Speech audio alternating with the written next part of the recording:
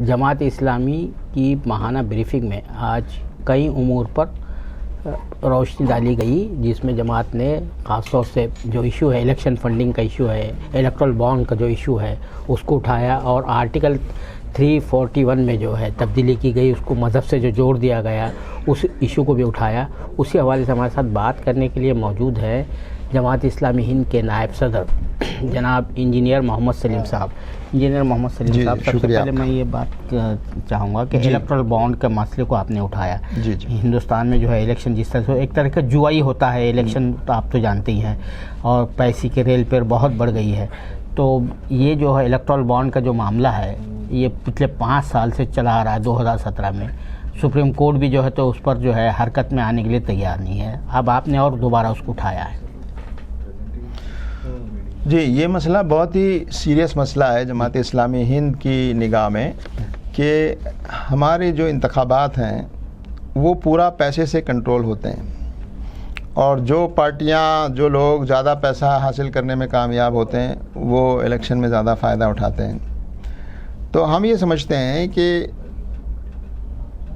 पैसे का role election में कम से कम किया जाना चाहिए, और ये जिम्मेदारी इलेक्शन कमीशन की है, नंबर 1।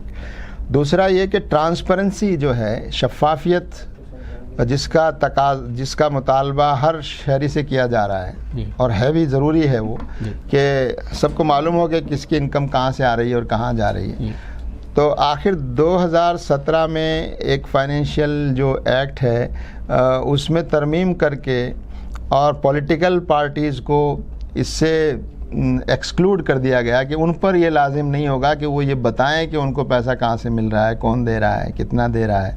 तो ये जो चीज़ है ये बहुत ख़तरनाक है।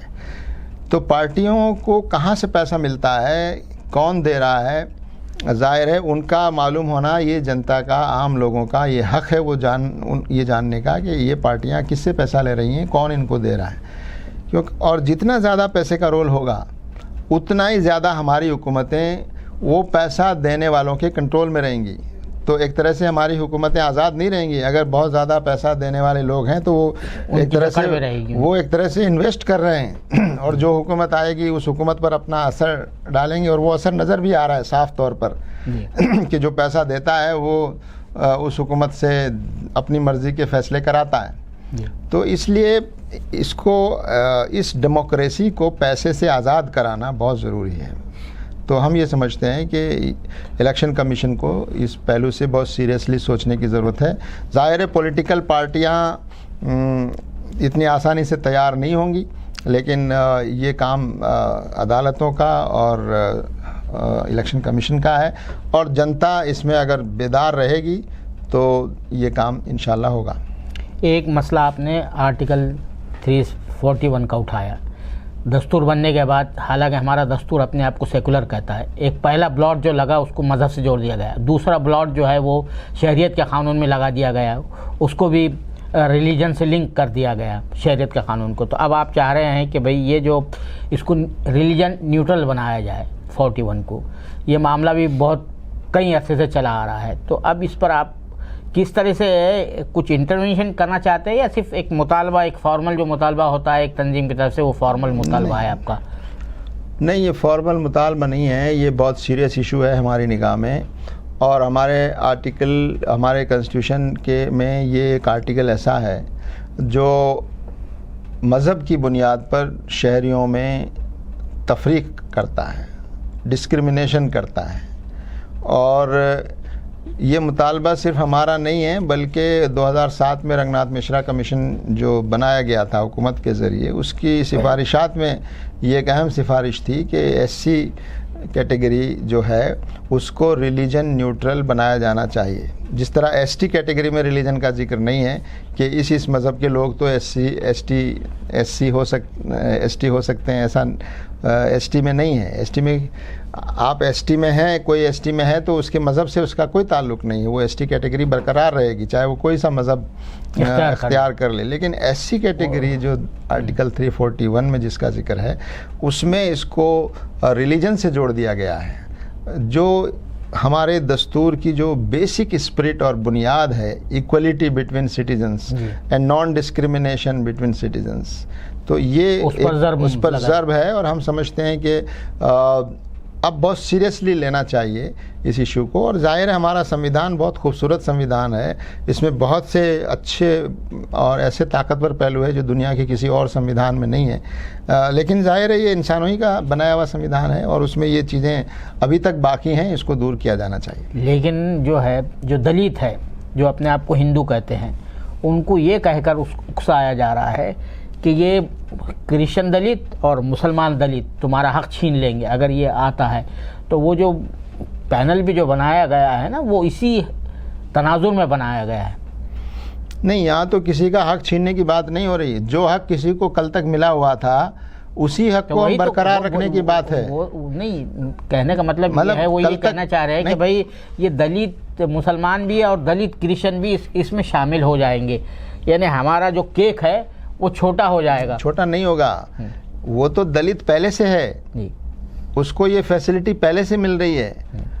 हम तो ये कह रहे हैं कि आपके उस हमारे दलित भाई जो आपकी दलित कैटेगरी से आ रहा है, तो उसके उस राइट को प्रोटेक्ट किया जाना चाहिए, उसका वो राइट छीनना नहीं चाहिए। कल तक आप उसे अपना भाई कह रहे थे, आज क्यों नहीं है वो आपका भाई? तो हम तो उसके राइट को प्रोटेक्ट करने की ज़मानत दे रहे हैं कि सिर्फ इसलिए कि वो अब दूसरा मज़हब मानना चाहता है इसलिए उसका वो राइट छीन जाएगा। तो इसमें किसी का कोई हक छीना नहीं जा रहा है, इसमें तो हक को बचाने की कोशिश है कि आप हक ना छीने किसी का इस बुनियाद पर कि वो अब कोई दूसरा मज़हब अख्तियार करना चाहता है। अच्छा, ये अदालतों से कुछ ऐसे फैसले आ रहे हैं जिसकी रास ज़र्ब जो है वो इस मुस्लिम फसला पड़ती है। कर्नाटक हाई कोर्ट का एक जजमेंट आया है, एक से कहा कि भाई आप जो है वो नाबालिगा है, कानून के तहत 18 साल की नहीं है। वो किसी डॉक्टर ने जो है तो वो कर दिया, प्रेगनेंसी के लिए आई थी वहाँ पे डिलीवरी के लिए। तो ये इस तरह के जो है केरला हाई कोर्ट का फैसला और भी जगह से जिस तरह मुख्तलिफ जो फैसले आ रहे हैं, तो ये इन फैसलों पर किस तरह से रोकथाम की जा सकती है? पर्सनल बोर्ड तो काम करता है अपनी जगह, लेकिन ये मुस्तकिल एक बना हुआ है, ट्रेंड बना हुआ है। हमारा मानना है कि हमारी अदालतों को बहुत सीरियसली अपनी ज़िम्मेदारी के बारे में सोचना चाहिए कि वो किन चीज़ों को टेकअप करें और किन चीज़ों को नज़रअंदाज करें। जब आप इस तरह की हर चीज़ों को लेना शुरू करेंगे और मज़हब और स्क्रिप्चर और कानून, वो शरिया और पर्सनल लॉ के इंटरप्रिटेशन को आप अपने हिसाब से इंटरप्रेट करेंगे तो इसी तरह के मसाइल पैदा होंगे। इसलिए अदालतों का ये जिम्मेदारी है कि वो जो कानून असम्बली और पार्लियामेंट में बनते हैं, जो दस्तूर के कवानीन हैं, उनको इंटरप्रेट करने में वो पूरा उसका बाख्तियार भी है और वो एक्सपर्ट भी है। लेकिन मज़हबी किताबों को इंटरप्रेट करना, मज़हबी चीज़ों को इंटरप्रेट करना, मुझे लगता है कि जब आप उन बारीकियों में जाना शुरू करेंगे तो इसी तरह के मसाइल पैदा होंगे। तो इससे बचने की ज़रूरत है। और जो बहुत ही गैर ज़रूरी किस्म की जो पिटिशन्स हैं, जिनको ख़ास तौर से एक ख़ास गलत इंटेंशन के लिए दाखिल किया जाता है, उसको समझते हुए अदालतों को अपनी ज़िम्मेदारी और संजीदगी से उसको देखना चाहिए। बहुत शुक्रिया साला से बात करने के लिए थे। ये थे इंजीनियर सलीम साहब, जिनका कहना है कि जमात इस्लामी आर्टिकल 341 के मसले को बड़ी सीरियसली ले रही है। वो सिर्फ एक फॉर्मल मुतालबा नहीं कर रही है, बल्कि इस सिलसिले में जो भी हो सकता है तंजीमी एतबार से वो उसमें मदाखलत करने की कोशिश करेगी। उसके अलावा जो इलेक्ट्रल बॉन्ड का जो मसला है उस पर भी जमात इस्लामी बहुत ही सीरियस है और कह रही है कि भाई इससे जमहूरियत को नुकसान पहुंचेगा और जमहूरियत का वजूद ही ख़त्म हो जाएगा। कैमरामैन जीशान राही के साथ मैं अब्दुल बारी मसूद, नई दिल्ली।